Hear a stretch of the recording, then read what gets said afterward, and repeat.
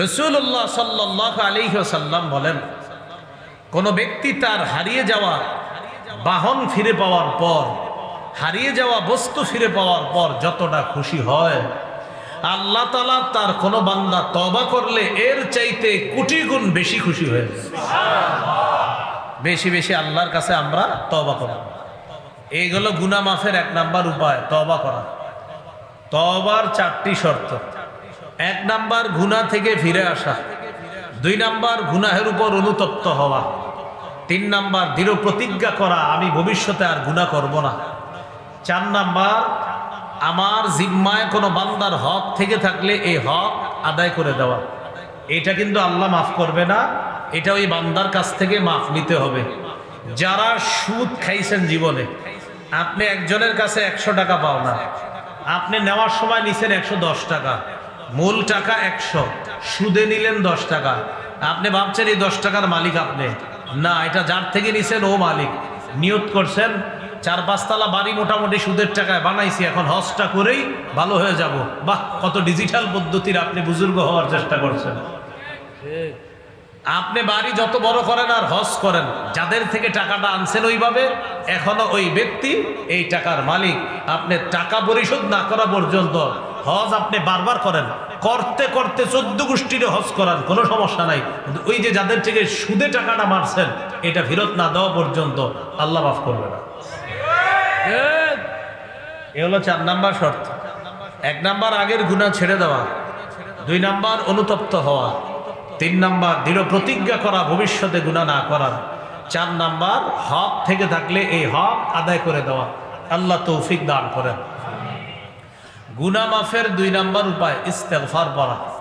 সংক্ষেপেও পড়তে পারি আমরা আস্তাগফিরুল্লাহ আস্তাগফিরুল্লাহ আস্তাগফিরুল্লাহ।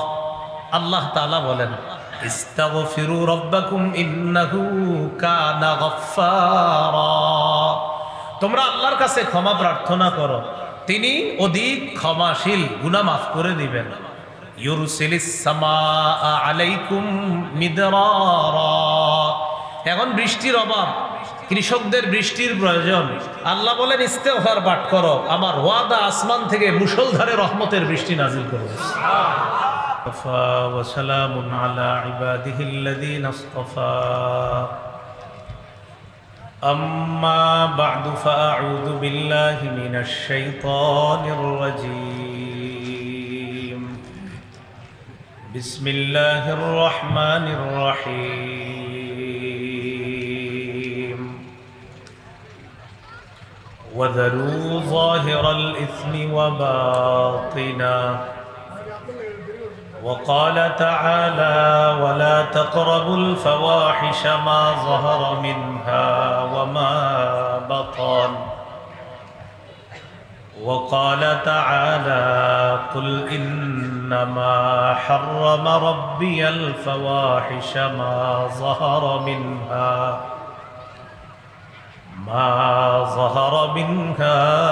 وما بطن وقال رسول الله صلى الله عليه وسلم اتق المحارم تكن أعبد الناس أو كما قال عليه الصلاة والسلام اللهم صل على محمد وعلى آل محمد كما صليت على إبراهيم وعلى آل إبراهيم إنك حميد مجيد اللهم بارك على محمد وعلى آل محمد كما باركت على إبراهيم وعلى آل إبراهيم إنك حميد مجيد মসজিদ সোনারং টঙ্গিবাড়ি ইউনিয়নের উদ্যোগে 2 দিন ব্যাপী ওয়াজ দোয়ার মাহফিলের আজকে প্রথম দিন গুরুত্বপূর্ণ আলোচনা করবেন শেখ জুনায়েদ আল হাবিব, প্রতিষ্ঠাতা প্রিন্সিপাল, জামিয়া কাসিমিয়া আশরাফুল উলুম, ঢাকা। গুরুত্বপূর্ণ আলোচনা করেছেন শেখ মুফতি হাফিজ উদ্দিন পীর সাহেব, দিগিরপাড়, নায়েবে মোহতামিম, মালিবাগ মাদ্রাসা, ঢাকা। শেখ হাবিবুল্লাহ মাহমুদ কাসেমি, মুহাদ্দিস, জামিয়া মাদানিয়া বারিদারা মাদ্রাসা, ঢাকা। মুফতি আনিস আনসারি, পরিচালক দাবানল শিল্পী গোষ্ঠী। মাহফিল পরিচালনায় মুফতি মাহমুদ হাসান আলমগীর, মোহতামিম হাতিমারা মাদ্রাসা, সভাপতি সোনারং টঙ্গিবাড়ি ইমাম ওলামা ঐক্য পরিষদ। প্রধান অতিথি বিশিষ্ট শিল্পপতি আলহাজ মোশারফ হোসেন পুস্তি, সভাপতি হাতিমারা মাদ্রাসা, chairman Mosharraf group of industries, Dhaka. বিশেষ অতিথিবৃন্দ, সভাপতি আলহাজ আলী আসগর রিপন মল্লিক, সভাপতি বাংলাদেশ জাতীয়তাবাদী দল বিএনপি টঙ্গিবাড়ি উপজেলা মাহফিল বাস্তবায়ন কমিটি। আমন্ত্রিত অতিথিবৃন্দ, উপস্থিত হজরত উলামায়ে কেরাম, মুসলমান ভাইয়েরা, আল্লাহ তাআলা দরবারে শুকরিয়া আদায় করছি, আল্লাহ আমাদেরকে এই মাহফিলে উপস্থিত হওয়ার তৌফিক দান করেছেন বলে আলহামদুলিল্লাহ। আমি আপনাদের সামনে সূরা আনআমের একটি আয়াতে কারিমা তেলাওয়াত করেছি। রাসূলুল্লাহ সাল্লাল্লাহু আলাইহি সাল্লামের একটি হাদিস পেশ করেছি। আল্লাহ তাআলা সূরা আনআমের মধ্যে আমাদেরকে হুকুম করেন, ওয়াদারু যাহিরাল ইসমি ওয়া বাতিনাহ, দারু ছেড়ে দাও, যাহিরাল ইসমি ওয়া বাতিনা, প্রকাশ্য পাপ গোপন পাপ ছেড়ে দাও। তাহলে যেই পাপের মধ্যে আছি এটা ছেড়ে দিতে বললেন। সূরা আনআমের 151 নম্বর আয়াতে আল্লাহ বলেন, ওয়ালা তাকরাবুল ফাওয়াহিশা মা যাহারা মিনহা ওয়া মা বাতন, প্রকাশ্য অশ্লীলতা গোপন অশ্লীলতার কাছেও যেও না। তাহলে নতুন করে গুনাহের কাছে না যাওয়া। হুকুম করলেন নগদ গুনাহ ছেড়ে দেওয়া, নিষেধ করলেন নতুন করে গুনাহের কাছে না যাওয়া। অন্য আয়াতে আল্লাহ তাআলা বলেন, কুল, নবী আপনি বলেন, ইন্নামা হাররামা রাব্বিয়াল ফাওয়াহিশা মা যাহারা মিনহা ওয়া মা বাতন, আমার রব হারাম করেছেন প্রকাশ্য অশ্লীলতা গোপন অশ্লীলতা, আমার রব হারাম করেছেন। ওয়াল ইসমা, পাপ হারাম করেছেন। ওয়াল বাগিয়া, সীমালঙ্ঘন করা হারাম করেছেন। তো আল্লাহ তাআলা পাপ ছেড়ে দিতে বললেন, আল্লাহ পাপের কাছে যেতে নিষেধ করলেন, আল্লাহ তাআলা পাপ হারাম করে দিলেন। রাসূলুল্লাহ সাল্লাল্লাহু আলাইহি সাল্লাম হাদিসের মধ্যে বলেছেন, হারাম কাজ ছেড়ে দেওয়া, পাপ ছেড়ে দেওয়া, কোনো ব্যক্তি যদি নিষিদ্ধ কথা কর্ম কাজ থেকে বাঁচে, ওই ব্যক্তি আল্লাহর শ্রেষ্ঠ ইবাদতকারী বান্দা হিসাবে গণ্য হয়ে যায়। এখানে আপনারা যারা আছেন, আমি যদি বলি 100 রাকাত নফল নামাজ যারা যারা পড়তে পারবে তাদেরকে একটা মোটর সাইকেল দেওয়া হবে। সবাই হাত তুলে বলবে এটা কোনো ব্যাপার না, 24 ঘন্টার মধ্যেই পুরস্কার নিয়ে নিব। 100 রাকাত নামাজ পড়তে এটা কোনো সমস্যা না। তাহলে 100 রাকাত নফল নামাজ পড়ার চ্যালেঞ্জ নিতে সবাই আগ্রহী। যদি বলা হয় আগামী 24 ঘন্টা কেউ একটা পাপও করবেন না, তখন আনফরচুনেটলি ভয়ে ভয়ে দুই একটা হাত উঠবে, হয়তো বেশিরভাগ হাতই উঠবে না, কারণ টেনশনে পড়বে। হাত তুললে তাহলে কালকে যে সুদের টাকাটা পাবো এটা কে নিবে? নফল নামাজ পড়ার চ্যালেঞ্জ নিতে রাজি, পাপ ছাড়ার চ্যালেঞ্জ এটা অনেক কষ্ট। এই জন্য রাসূলুল্লাহ সাল্লাল্লাহু আলাইহি সাল্লাম বলেন, নিষিদ্ধ কথা কর্ম থেকে বাঁচা আল্লাহর শ্রেষ্ঠ ইবাদতকারী হিসাবে গণ্য হয়। তিরমিজির হাদিস, 2305 নম্বর হাদিস। হাদিসের বর্ণনাকারী আবু হুরায়রা রাদিয়াল্লাহু তাআলা, রাসূলুল্লাহ সাল্লাল্লাহু আলাইহি সাল্লাম একদিন বললেন, মাইয়াখুযু আন্নী হাউলাইল কালিমাত ফায়া'মালু বিহিন্না আও ইউ'আল্লিমু মান ইয়া'মালু বিহিন্না। রাসূলুল্লাহ সাল্লাল্লাহু আলাইহি সাল্লাম বললেন, কে আছে আমার এই কথাগুলা গ্রহণ করবে, করার পর নিজে আমল করবে এবং যারা আমল করবে তাদেরকে শিখাইয়া দিবে। فقال أبو هريرة رضي الله تعالى عنه أنا يا رسول الله। আবু হুরায়রা রাদিয়াল্লাহু তাআলা আনহু বললেন, হুজুর আমি আছি, আমি আপনার কথাগুলা গ্রহণ করব, নিজে আমল করব, যারা আমল করবে তাদেরকে শিখাইয়া দিব। فأخذ بيدي وعد خمسا। আবু হুরায়রা রাদিয়াল্লাহু তাআলা আনহু বলেন, রাসূলুল্লাহ সাল্লাল্লাহু আলাইহি সাল্লাম আমার হাত ধরলেন, হাত ধরে গুনে গুনে 5টা জিনিস আমাকে শিখাইয়া দিলেন। 1 নাম্বার, ইত্তাকিল মাহারিমা তাকুন আ'বাদান নাস।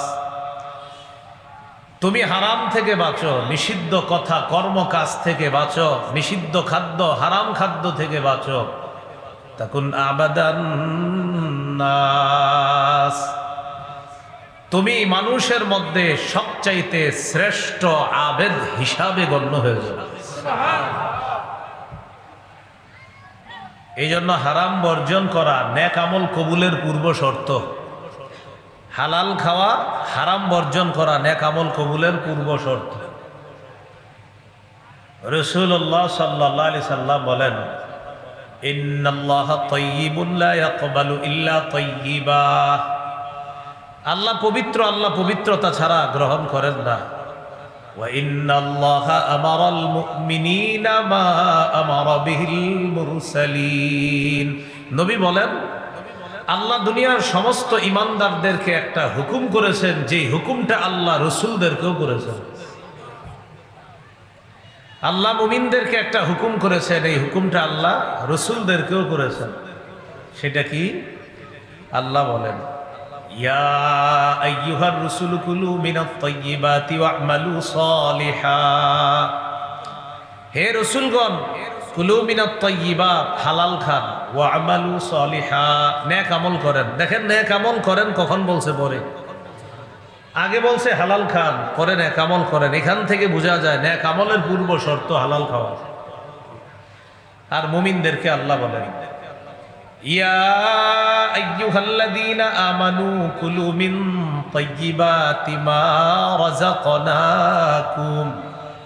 হে ঈমানদারগণ, আমি যে রিজিক তোমাদেরকে দিয়েছি এর মধ্যে সবচেয়ে পবিত্র উত্তম যে রিজিক, এই রিজিক তোমরা খাও। নবীদেরকেও বললেন উত্তম খাবার খাইতে, হালাল খাবার খাইতে।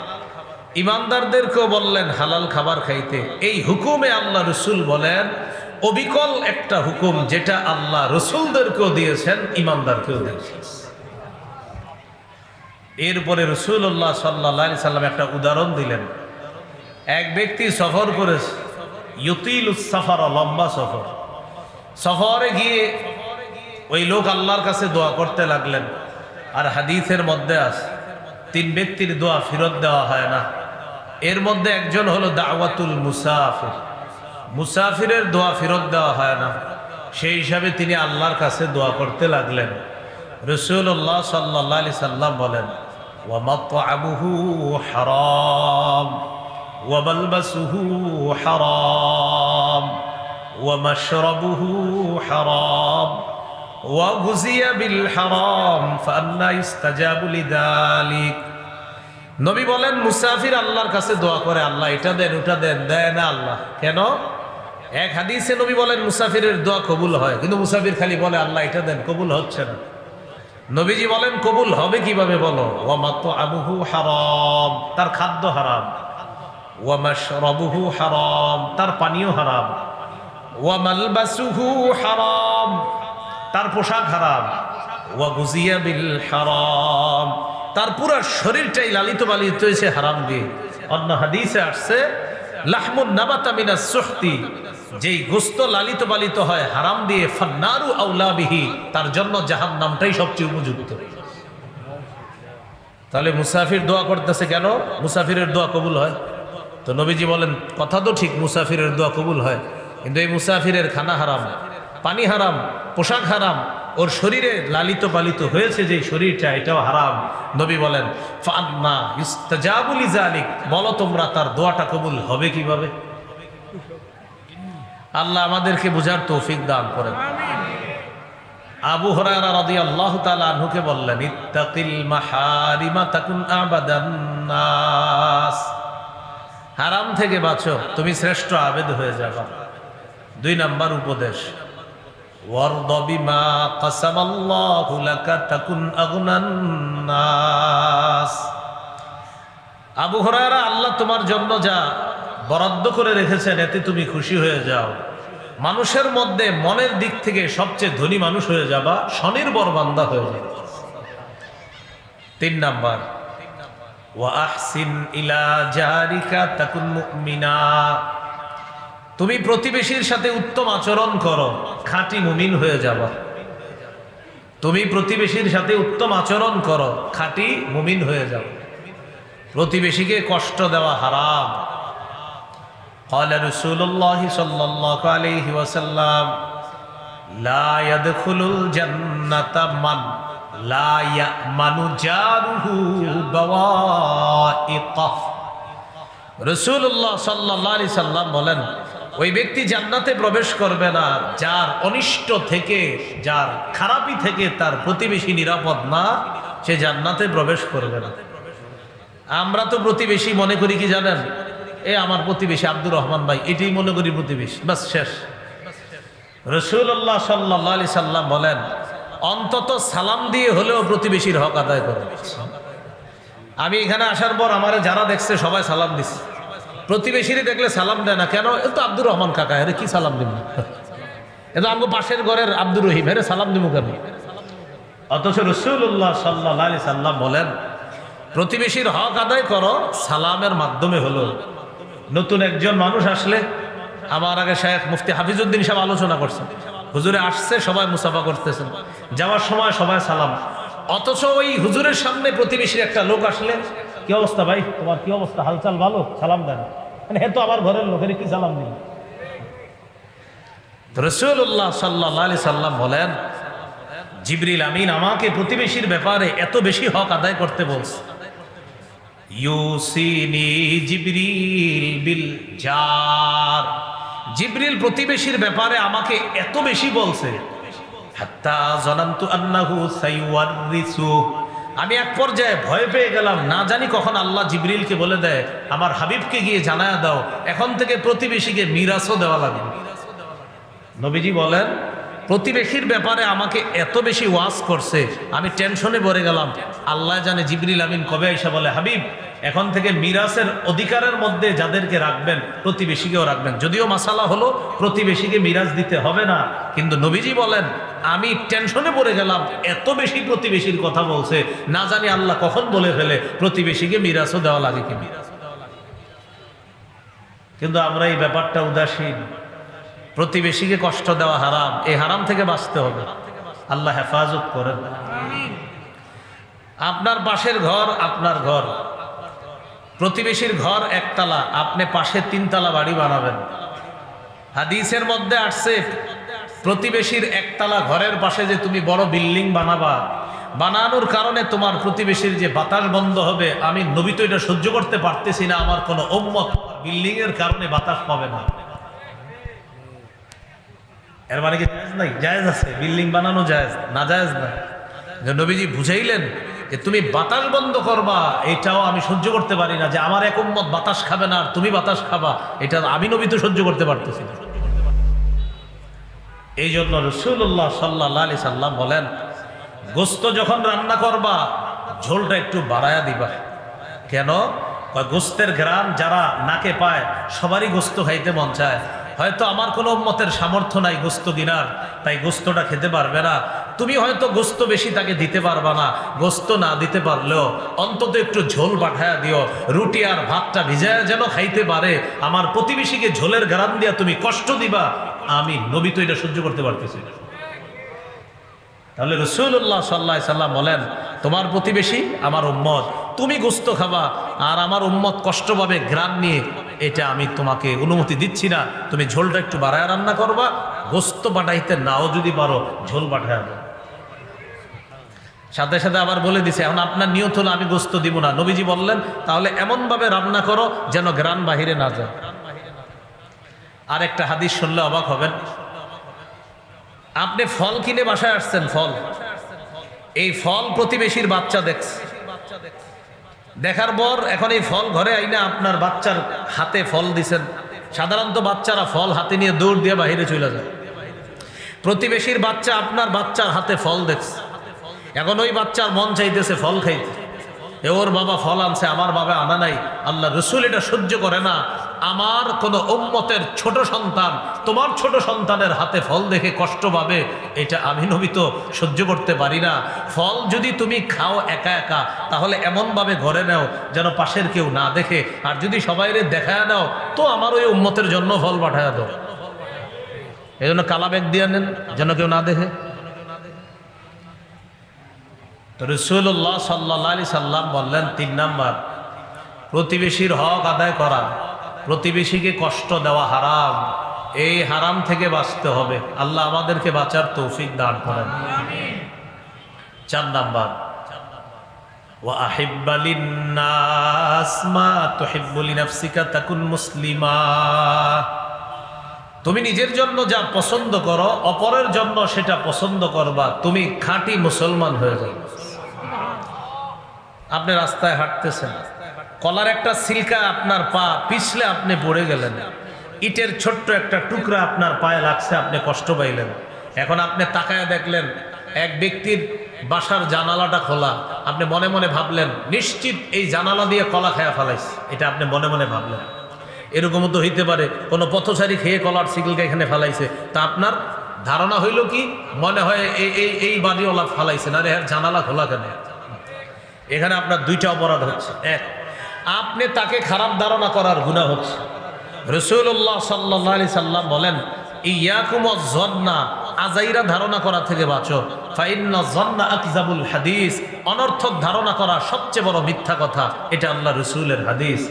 2 নাম্বার, আপনি কলার সিলকা এই নিয়তে ফালায়া রাখলেন, দাঁড়াও জানালা দিয়ে কলা খায়া ফালাও আর আমগরে কষ্ট দাও, তোমারেও দিব, এই নিয়তে কলার সিলকাটা এখান থেকে সরাইলেন না। প্রতিবেশী অথবা ওই বাড়িওয়ালা অথবা আশেপাশের কেউ এখানে আইসা ব্যথা পাইছে, আঘাত পাইছে, আপনি একটা মুসলমানকে কষ্ট দেওয়ার গুনাহ হবে। বুখারীর বর্ণনায় রাসূলুল্লাহ সাল্লাল্লাহু আলাইহি সাল্লাম বলেন, কেউ যদি রাস্তা থেকে এই কলার সিলকা, ইটের টুকরা, কষ্টদায়ক বস্তু সরায়া দেয় এই নিয়তে যে আমি আঘাতপ্রাপ্ত হয়েছি, আমার কোনো মুসলমান ভাই যেন এখানে কোনো আঘাত না পায়, গফারাল্লাহু লাহু মা তাকদ্দামা মিন যামবি, তার আগের সবগুলা গুনাহ আল্লাহ মাফ করে দেন। সুবহানাল্লাহ। এই হলো 4 নাম্বার, ওয়া আহিব্বা লিন-নাস মা তুহিব্বু লিনাফসিকা তাকুন মুসলিমা। তুমি নিজের জন্য যা পছন্দ করো অপরের জন্য তা পছন্দ করবা, খাঁটি মুসলমান হয়ে যাবে। 5 নাম্বার, ওয়ালা তুকসিরিদ দিহকা ফাইন্না কাসরাতাদ দিহকি তুমিতুল কলবা। বেশি হাসবা না, বেশি হাসি অন্তরকে মৃত বানায় দেয়, বেশি হাসি অন্তরকে মরা বানায় দেয়। তাহলে অত্যাধিক হাসি এটা ভালো কাজ না, প্রতিবেশীকে কষ্ট দেওয়া এটা হারাম। মুসলমানকে কষ্ট দেওয়া এটা হারাম। এই নিষিদ্ধ কাজগুলা থেকে বাঁচা, হারাম কাজগুলা থেকে বাঁচা। রাসূলুল্লাহ সাল্লাল্লাহু আলাইহি সাল্লাম বলেন, তুমি হারাম থেকে বাঁচো আবু হুরায়রা, তাকুন আবাদান নাস, মানুষের মধ্যে সবচেয়ে শ্রেষ্ঠ ইবাদত গুজার বান্দা হিসাবে আল্লাহর কাছে বিবেচিত হবে। মূল আলোচনায় চলে আসি আবার। আল্লাহ বললেন পাপ ছেড়ে দাও, আল্লাহ বললেন নতুন করে পাপের কাছে যেও না। আল্লাহ বললেন আমি পাপ হারাম করেছি, যেটা নবীর মাধ্যমে আমাদেরকে জানায়া দিলেন। রাসূলুল্লাহ সাল্লাল্লাহু আলাইহি সাল্লাম বললেন হারাম থেকে বাঁচো, শ্রেষ্ঠ ইবাদত গুজার হয়ে যাবা। এজন্য ফরজ ওয়াজিবগুলো আদায় করার পাশাপাশি নফল ইবাদত বন্দিগি যদি একটু কম হয়, একটা গুনাহ যেন না হয়, গুনাহ না করাটা আল্লাহর ওলি হওয়ার শ্রেষ্ঠ একটা উপায়। এগুলো 4টা কথা। 5 নাম্বার কথা, এটা আমার সাথে একটু বলেন। বলেন, কখনো গুনাহ হয়ে গেলে কারো কাছে প্রকাশ করব না, সবার কাছে বলে বেড়াবো না। প্রয়োজনে আমি যার সাথে আত্মশুদ্ধির সম্পর্ক রাখি তার কাছে ব্যক্তিগতভাবে বলবো, সবার কাছে না। যেমন আপনাদের এলাকায় হযরত মাওলানা মুফতি হাফিজউদ্দিন সাহেব প্রচুর কাজ করে, তো ওনার সাথে আপনাদের কারো ইসলাহি সম্পর্ক বা আত্মশুদ্ধির সম্পর্ক। এখন আপনি একটা পাপ ছাড়তে পারেন না, এই পাপের কথাটা হযরতকে আপনি চুপে চুপে জানাইতে পারেন। সবাইকে না, হযরত আমি তো অনেক চেষ্টা করতেছি, এই পাপ থেকে আমি বাঁচতে পারি না। তখন তিনি ওই আধ্যাত্মিক লাইনের হয়তো কিছু ট্রিটমেন্ট আপনাকে দিবে, যে এই পন্থা অবলম্বন করলে এই পাপ থেকে বেঁচে থাকা সহজ হবে। তাহলে পাপ হয়ে গেলে সবার কাছে বলে বেড়াবো না, প্রয়োজনে আমি যার সাথে আত্মশুদ্ধির সম্পর্ক রাখি শুধু তার কাছে বলবো, সবার কাছে। রাসূলুল্লাহ সাল্লাল্লাহু আলাইহি সাল্লাম বলেন, কুল্লু উম্মতি মুআফান ইল্লাল মুজাহিরিনা। নবী বলেন আমার উম্মতের সব পাপীদেরকে আল্লাহ মাফ করে দিবেন বলে আমি নবী আশা রাখি।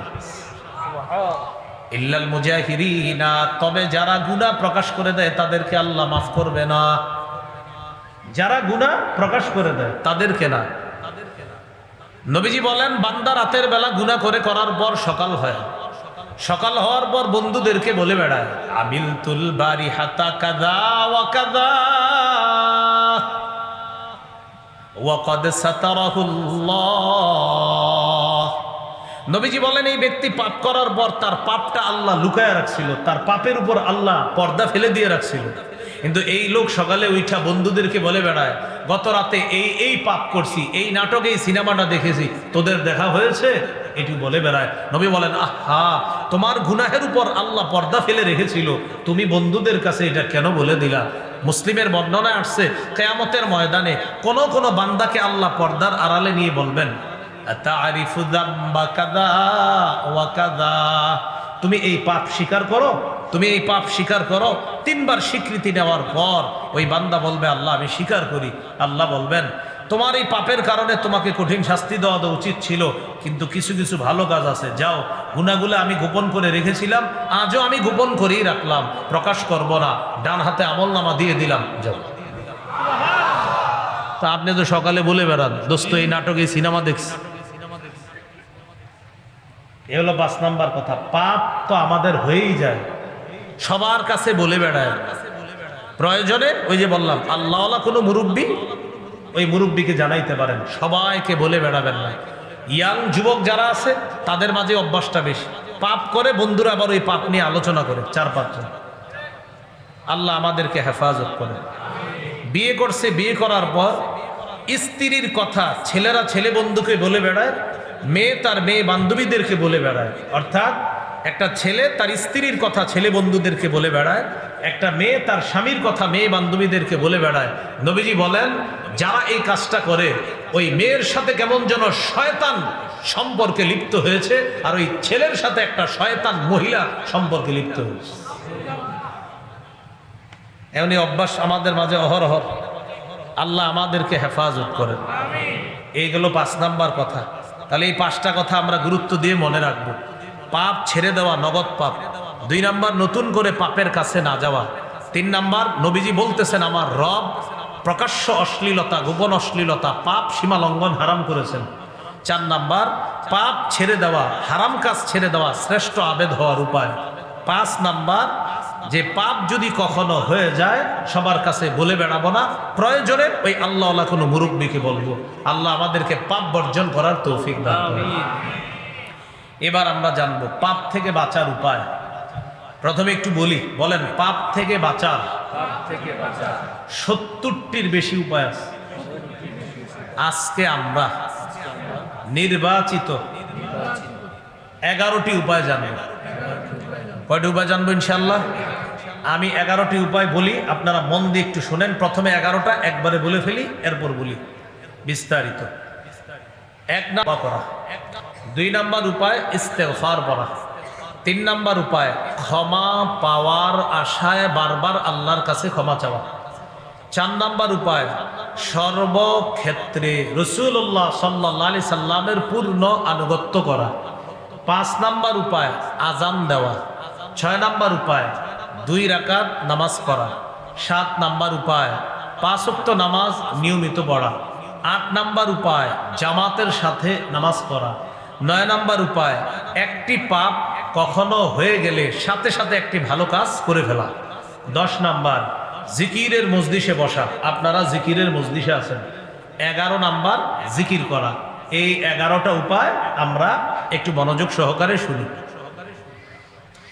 পাপ থেকে বাঁচার 1 নাম্বার উপায় তওবা করা, খাঁটি তওবা। সূরা তাহরিমের 8 নম্বর আয়াত, 28 পারা 20 নম্বর পৃষ্ঠা আল্লাহ তাআলা বলেন, ইয়া আইয়ুহাল্লাযীনা আমানু তুবু ইলাল্লাহি তাওবাতান নাসুহা। হে ঈমানদারগণ, তোমরা আল্লাহর কাছে খাঁটি তওবা করো। আসা রাব্বুকুম আইয়ুকাফিরা আনকুম সাইয়্যাতিকুম। আশা করা যায় তোমাদের রব তোমাদের জীবনের সমস্ত গুনাহগুলা মুছে দিবে, দূর করে দিবে, মাফ করে দিবে। খাঁটি তওবা করো। ইবনে মাজার হাদিস 4250 নম্বর হাদিস। হাদিসের বর্ণনাকারী আব্দুল্লাহ ইবনে মাসউদ রাদিয়াল্লাহু তাআলা তিনি বলেন, ক্বালা রাসূলুল্লাহ সাল্লাল্লাহু আলাইহি ওয়াসাল্লাম আত-তাইবু মিনাদ যামবি কামান লা যামবা লাহ। গুনাহ থেকে তওবাকারী ব্যক্তি ওই ব্যক্তির মতো হয়ে যায় যার কোনো গুনাহ নাই। ইবনে মাজার 4251 নম্বর হাদিস। এই হাদিসের বর্ণনাকারী আনাস ইবনু মালিক রাদিয়াল্লাহু তাআলা তিনি বলেন, ক্বালা রাসূলুল্লাহ সাল্লাল্লাহু আলাইহি ওয়াসাল্লাম কুল্লু বনি আদম খাত্তা ওয়া খায়রুল খাত্তাইন আত-তাওয়াবুন। রাসূলুল্লাহ সাল্লাল্লাহু আলাইহি সাল্লাম বলেন, আদম সন্তান সবারই পাপ হয়ে যায়। এই আদম সন্তানের যাদের পাপ হয়, এই আদম সন্তানের মাঝে সর্বোত্তম তারা যারা তওবা করে। পাপ সবার হয়, নবী বলেন যারা তওবা করে তাদেরকে আমি সর্বোত্তম বলে ঘোষণা করলাম। ইবনে মাজাহ 4253 নম্বর হাদিস।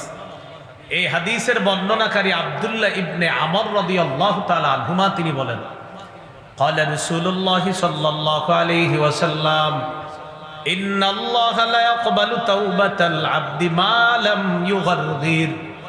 রাসূলুল্লাহ সাল্লাল্লাহু আলাইহি সাল্লাম বলেন, আল্লাহ তাআলা বান্দার তওবা কবুল করেন যতক্ষণ তার প্রাণ কণ্ঠাগত না হয়, অর্থাৎ মৃত্যুর আগ পর্যন্ত আল্লাহ বান্দার তওবা কবুল করেন। তিরমিজির হাদিস 3538 নম্বর হাদিস। ক্বালা রাসূলুল্লাহ সাল্লাল্লাহু আলাইহি ওয়াসাল্লাম লাল্লাহু আফরাহু তাওবাতান লাল্লাহু আফরাহু আশাদ্দা তাওবাতান মিন আহাদিকুম বিআহাদিকুম বিদাল্লাতিহি ইযা ওয়াজাদাহা।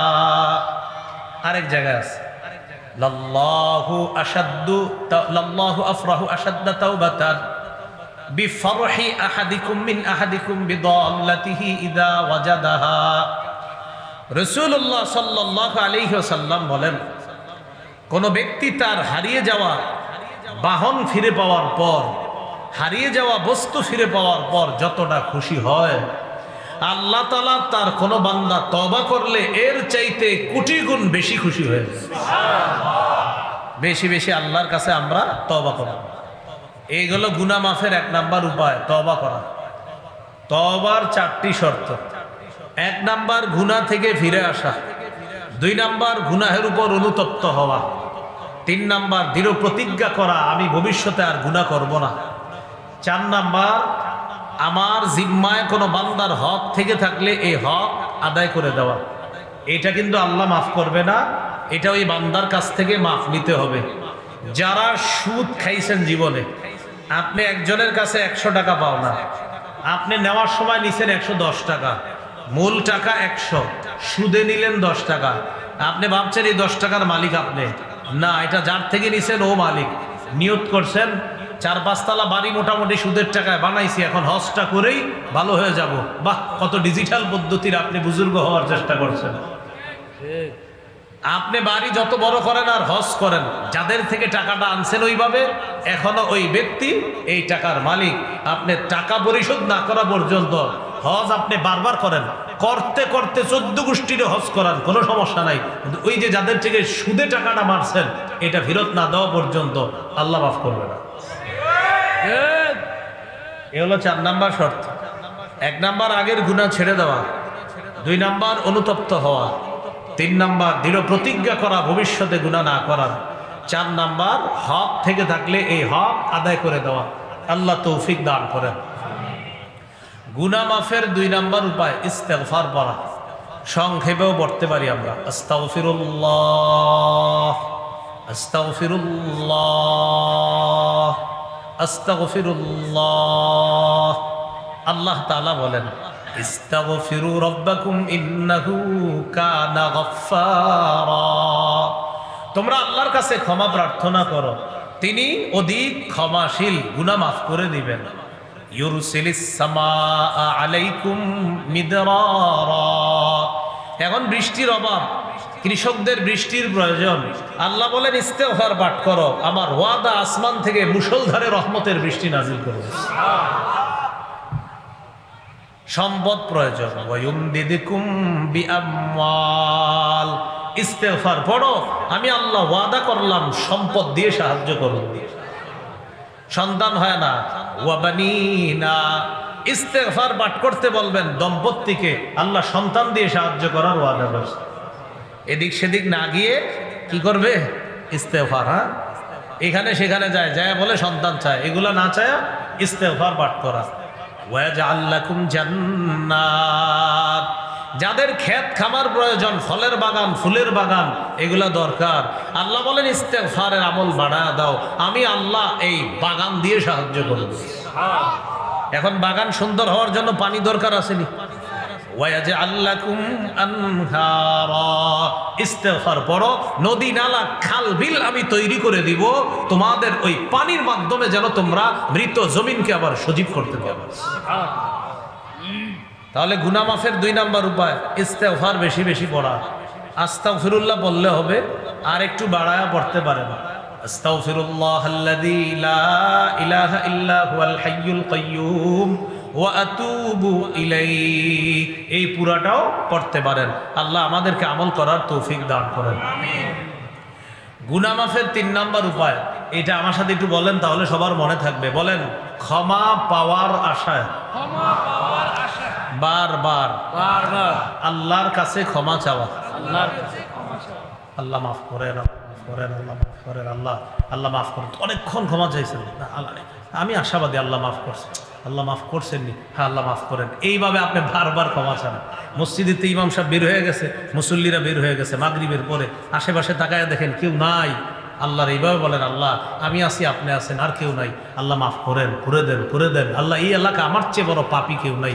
এইভাবে আপনি আল্লাহকে বলেন। তিরমিজির হাদিস 3540 নম্বর হাদিস। এই হাদিসটা হাদিসে কুদসি। আল্লাহ বলেন, ইয়া ইবনা আদম ইন্নাকা মা দাউতানি ওয়া রাজাউতানি গফারতু লাকা আলা মা কানা মিনকা ওয়ালা উবালি। হে আদম সন্তান, ক্ষমা পাওয়ার আশায় তুমি আমাকে যতবার ডাকো, আমি আল্লাহ ততবার ক্ষমা করব। এতে আমি আল্লাহ কারো পরোয়া করি না। একটু ইস্তেগফার বলি, দেখেন আস্তাগফিরুল্লাহ, গুনাহ মাফ হয়ে গেছে। আস্তাগফিরুল্লাহ, আরো কিছু গুনাহ মাফ হয়েছে। আস্তাগফিরুল্লাহ, আরো কিছু গুনাহ মাফ হয়েছে। বলেন ইস্তেগফারে গুনাহ ঝরে, গুনাহ ঝরলে মেধা বাড়ে। যত বেশি ইস্তেগফার তত বেশি গুনাহ ঝরবে, যত বেশি গুনাহ ঝরবে তত বেশি মেধা বাড়বে। এই জন্য ইস্তেগফার পড়তে হবে, গুনাহ ঝাড়াইতে হবে। এখন ইস্তেগফার বেশি পড়বেন না সুবহানাল্লাহ বেশি পড়বেন কথা।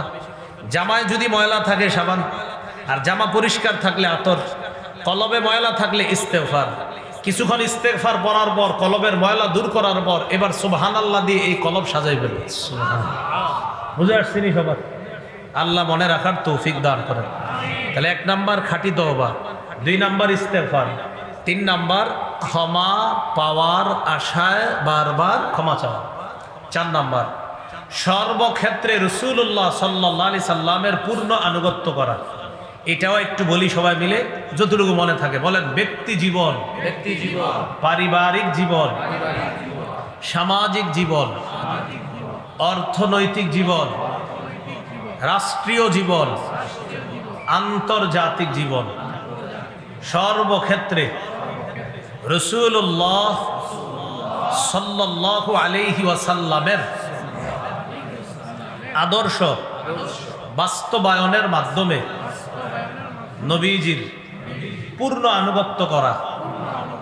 অতএব মেসওয়াকও করব, তরবারি চালানোও শিখব, তরবারির ওয়াজও করব, মেসওয়াকের ওয়াজও করব। বুঝে আসছিনি কথাটা? কি ঠিক? মেসওয়াকও বলতে হবে, তরবারির কথাও বলতে হবে। এইবার বলেন রাষ্ট্রনায়ক যেন ন্যায়পরায়ণ পুরুষ শাসক হয়, এই চেষ্টাও করতে হবে। করিনি? এই চেষ্টাও কি করতে হবে? বলেন পাশাপাশি এই দোয়া করা, আল্লাহ কিয়ামতের আগে বাংলাদেশে যেন কখনো কোনো নারী শাসক না হয়, নারী শাসক না হয়, স্বপ্নেও যেন কোনো নারী শাসক না দেখি, নারী শাসক না দেখি। আমিন।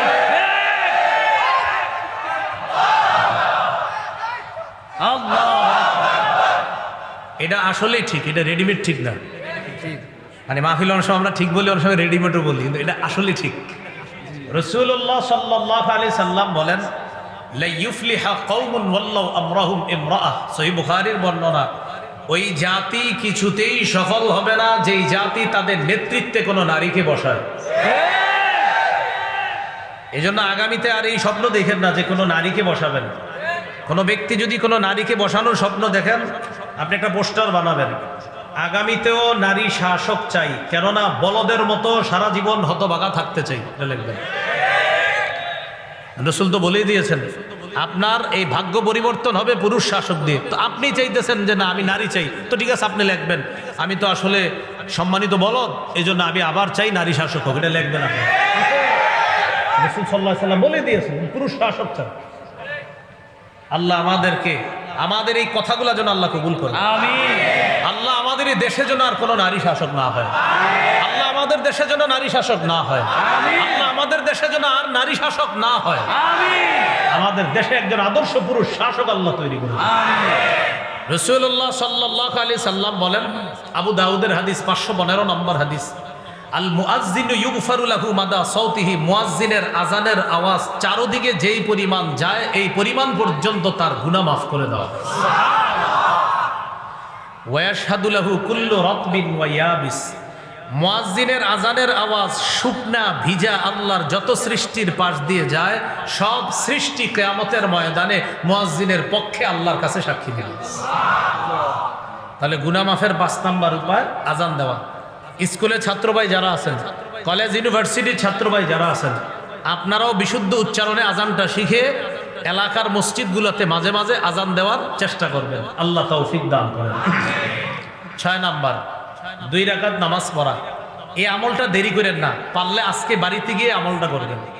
আবু দাউদের 1521 নম্বর হাদিস, রাসূলুল্লাহ সাল্লাল্লাহু আলাইহি সাল্লাম বলেন, মা মিন আবদিন ইউযনিবু যামবা ফায়ুহসিনুত তুহুরা ফায়াকুমু ফায়ুসাল্লি রাকাতাইন ইল্লা গাফারাল্লাহু লাহু যামবা। কোন ব্যক্তির গুনাহ হয়ে যাওয়ার পর ওই ব্যক্তি সুন্দর করে ওযু করে 2 রাকাত নামাজ পড়ছে, তার নামাজ শেষ, আল্লাহ তার গুনাহগুলো মাফ করে দেন। 7 নাম্বার 5 ওয়াক্ত নামাজ পড়া। বুখারীর 526 নম্বর হাদিস, এক ব্যক্তি রাসূল সাল্লাল্লাহু আলাইহি সাল্লামের কাছে এসে বললেন, হুজুর আমার তো গুনাহ হয়ে গেছে। ওই মুহূর্তে আল্লাহ সূরা হুদের 114 নম্বর আয়াত নাজিল করে দিয়েছে।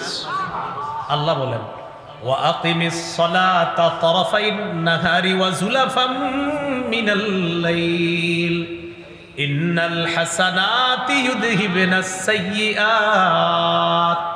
নামাজ কায়েম করো দিনের 2 প্রান্তে, রাতের কিছু অংশে, নিশ্চয়ই পুণ্য পাপকে মিটিয়ে দেয়। এখানে পুণ্য দ্বারা উদ্দেশ্য হলো সালাত, 5 ওয়াক্ত নামাজ। যখন এই আয়াত নাজিল হলো, নবী বললেন, তুমি 5 ওয়াক্ত নামাজ পড়ো? জি হুজুর পড়ি। তোমার 5 ওয়াক্ত নামাজের কারণে আল্লাহ পাপ মাফ করে দিবেন। তিনি জিজ্ঞাসা করলেন, হুজুর এই বিধান কি শুধু আমার? নবী বললেন, না, লিজামিই উম্মতি, আমার পৃথিবীতে যত উম্মত আছে সবার জন্য আল্লাহর এই বিধান। 8 নাম্বার জামাতের সাথে নামাজ পড়া। কিসের সাথে নামাজ পড়া? জামাতের সাথে নামাজ পড়া। আমরা যারা আছি ভাই, জিনিসটা খুব গুরুত্ব দিব। জামাতে মসজিদে গিয়ে নামাজ পড়ার চেষ্টা করা। আল্লাহ তৌফিক দান করেন। সহিহ মুসলিমের বর্ণনা, এক ব্যক্তি নবীজির এসে বলতেছে, আকিম আলাইয়া হাদ্দা, হুজুর আমি শেষ। কি হয়েছে তোমার? আমি এমন অপরাধ করছি, আপনি আমারে তাড়াতাড়ি বিচার করেন, এই অপরাধ থেকে আমাকে মুক্ত করেন। নবীজি বললেন, থামো, কি হয়েছে তোমার? হুজুর আমি তো শেষ, আমার বিচার করেন। ইতিমধ্যে জামাত দাঁড়ায় গেছে। রাসূল সাল্লাল্লাহু আলাইহি সাল্লাম নামাজ পড়াইলেন। নামাজ পড়ানোর পর ওই ব্যক্তিকে বললেন, আহাদারতাস সালাতা মা'না, আচ্ছা তুমি কি আমাদের সাথে জামাতে নামাজ পড়ছো? তিনি বললেন, জি। নবী বললেন, গুফিরাত লাকা, তোমার গুনাহ মাফ হয়ে গেছে। এ হলো 8 নাম্বার। 9 নাম্বার, এটা আমার সাথে একটু বলতে হবে, কারণ 9 নাম্বারটা অনেকে ভুল বুঝে। বলেন, পাপ হয়ে গেলে ভালো কাজ করা। আমি কি বলছি পাপ করলে? কি বলছি? অনেকে আবার এই ওয়াজের বদ হজম করে কি করে বাইরে গিয়া, আরিফ বিন হাবিব বলছে পাপ হইলে ভালো কাজ করা। এখন থেকে পাপ করবো, ভালো কাজ করবো, পাপ করবো, ভালো কাজ। আমি কি কর্মু কইছি না হইলে? হ্যাঁ, মুসলমান পাপ করে না, মুসলমানের শয়তানের ধোকায় পাপ হতে পারে। তাহলে কি 9 নাম্বারটা, একটা পাপ করব, ভালো কাজ করবো এমন না। আমার যদি কখনো পাপ হয়ে যায়, আল্লাহ না করেন, তখন ভালো কাজ করা। তিরমিজির হাদিস, আবু যর গিফারি রাদিয়াল্লাহু তাআলা আনহু কে রাসূল সাল্লাল্লাহু আলাইহি সাল্লাম বলেন, আবু যর ইত্তাকিল্লাহ হাইসুমা কুনতা, যেখানে থাকো আল্লাহকে ভয় করো। ওয়া আতবিইস সাইয়্যাতাল হাসানাতা তামহুহা, পাপ হয়ে গেলে একটা ভালো কাজ করবা, তোমার এই ভালো কাজটা পাপকে মিটিয়ে দিবে। ওয়া খালিকিন নাসা বিখুলুকিন হাসান, মানুষের সাথে তুমি উত্তম আচরণ করো। 10 নাম্বার জিকিরের মজলিসে বসা। এই আপনারা যেখানে আছেন এটা জিকিরের মজলিস। বুখারীর 6408 নম্বর হাদিসে আছে, এই মুহূর্তে আমাদের এই পুরো মজলিসটা ফেরেশতারা বেষ্টন করে একদম আসমান পর্যন্ত চলে গেছে। আল্লাহ ফেরেশতাদেরকে বলেন, ইশহাদু আন্নী কাদ গাফারতু লাহুম, সাক্ষী থাকো এখানে যারা বসছে আমি সবাইকে মাফ করে দিচ্ছি। ফেরেশতাদের মধ্যে কেউ বলে, আল্লাহ এখানে যারা আসছে সবাইকে মাফ করবেন। অনেকে তো পিছনে আসছে, 2-3 মিনিট ওয়াজ শুনছে, হয়তো একটু মুনাজাতে শরীক হয়েছে, হয়তো হযরত মাওলানা জুনায়েদ আল হাবিব সাহেব আসছে, আসার পরে উনি একটা ভাষণ দিছে, তো তখন শেষে এসে 2-1 জন বসছে, আল্লাহ তাদেরকেও মাফ করবেন। আল্লাহ তাআলা বলেন, এই মজলিসের পিছনে যারা বসে ওদেরকেও মাফ করবেন। সুবহানাল্লাহ। এজন্য এখন থেকে মাহফিল শুরু হইলে আসবেন না, শেষে আসবেন। শেষে আসলেও মাফ নাকি? তো শেষে যদি সবাই আসি তো বসবে কি? আশা মানে এটা যেন এমন না হয় যে শেষে কোনো মতে গিয়ে গুনাহটা মাফ করবো না। ভাই দেখেন, হাদিসের শেষের অংশ আমি বলছি যেন এলেম গোপন না হয়, এজন্য বলে দিছি। তো এটা যেন আবার বদ হজম না হয় যে এখন থেকে সব মাহফিলে শেষের 1 মিনিট গিয়ে শরীক হয়ে গুনাহটা মাফ করাবো, এমনটা যেন না হয়। হলো 10 নম্বর উপায়। সর্বশেষ 11 নম্বর উপায়, জিকির করা।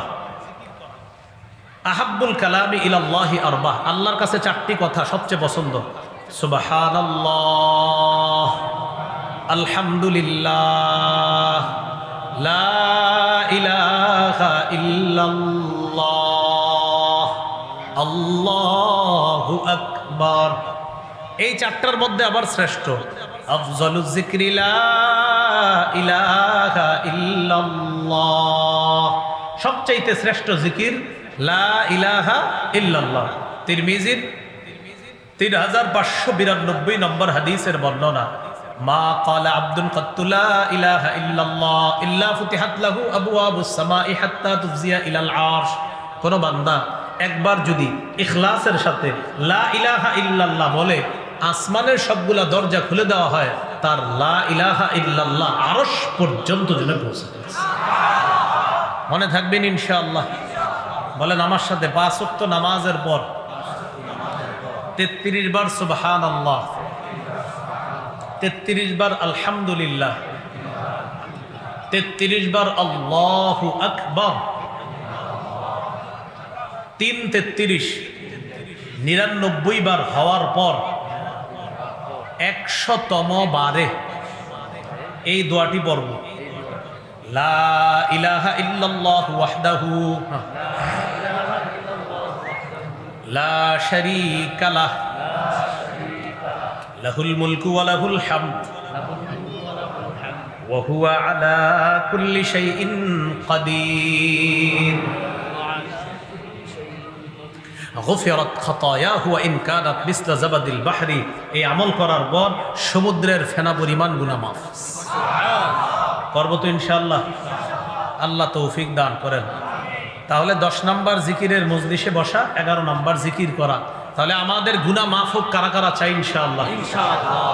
তাহলে জিকিরের মজলিসে বসাটাও কি গুনাহ মাফের উপায় না? এখন যদি উঠা যান কাজটা কি ঠিক হবে? হ্যাঁ, বৈশা থাকি, গুনাহ যেন মাফ হয়। আল্লাহ আমাদেরকে আরো বেশিক্ষণ বৈশা গুনাহ মাফ করানোর তৌফিক দান করেন। বলেন সবাই, এজন্য গুনাহ যেন মাফ হয় আমাদের, তাই শেষ পর্যন্ত বসবো। আপনি উঠে গেল, আমরা উঠবো না। জোরে বলেন সবাই, আরো জোরে বলেন। হ্যাঁ হ্যাঁ, এই জন্য এখন যাওয়ার সময় দেখবো কারা কারা চায় যে গুনাহ মাফ না হোক। যত বসবেন তত গুনাহ মাফ। এই জন্য আমরা কিন্তু বসে থাকবো। হ্যাঁ, আল্লাহ তৌফিক দান করেন। আমিন। ওয়া আখিরু দাওয়ানা আলহামদুলিল্লাহি রাব্বিল আলামিন। আপনারা উঠাউঠি শুরু করছেন কেন? বুঝছেন না? সবাই বসে, মাত্রই কইছে উঠবো না, কেউ উঠবেন না। আসসালামু আলাইকুম ওয়া রাহমাতুল্লাহ। ধন্যবাদ সম্মানিত বক্তা।